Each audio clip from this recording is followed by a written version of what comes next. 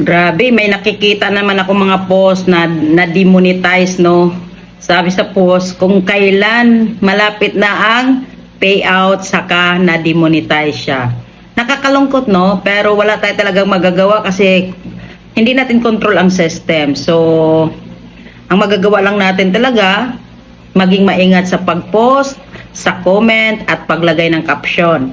Kasi yan ay mga bagay na trick na chine-check ni algorithm or ng system, no?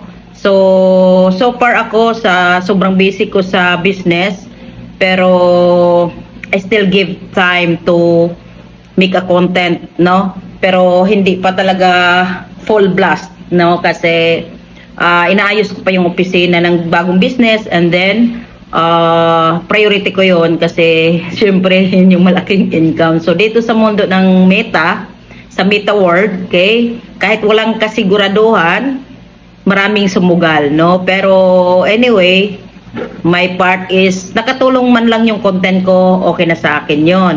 So hindi na ako lugi sa time na binigay ko kasi ever since, no, kahit wala pang monetization, nagpo-post na ako ng mga tips, tutorials, and motivation, lalo na sa part ng paano magtagumpay, paano umangat sa buhay. So kung kayo ay nakita nyo yung Meta, no, yung platform, makatulong sa pag-angat nyo, ituloy nyo lang. So kailangan lang careful tayo sa mga paglagay ng captions, paggawa ng content, ano yung mga bawal, ano yung hindi, ano yung dapat, then yung comments. So, mag-start na po kayo ng comments na mahaba-haba naman na related or relevant doon sa content na pinanood ninyo. Hindi lang yung basta-bastang good morning, hi, hello, magandang umaga. So, nagiging random na siya or nagiging redundant na siya, paulit-ulit na lang.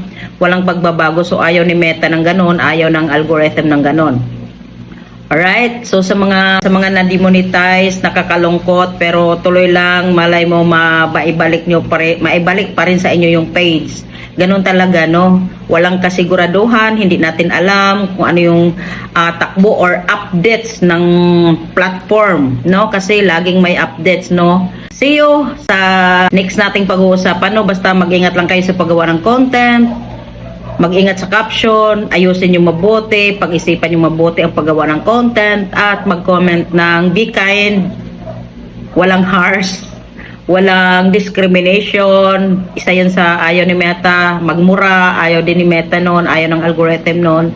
So, kailangan we are so watchful doon sa ating mga captions, comments, and ating content.